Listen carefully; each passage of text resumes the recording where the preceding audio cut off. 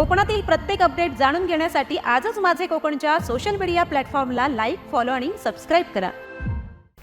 तरुणांच्या न्याय हक्कांसाठी आंदोलन उभारण्याच्या पार्श्वभूमीवर खेड येथे रविवारी 9 ऑगस्ट रोजी बैठकीचे आयोजन करण्यात आले। दुपारी 4 वाजता LP English school ST stand समोर ही बैठक होणार असल्याची माहिती आयोजक तथा शिवसेना उद्धव बाळासाहेब ठाकरे पक्षाचे माजी जिल्हा प्रमुख बाळा खेडेकर यांनी दिली।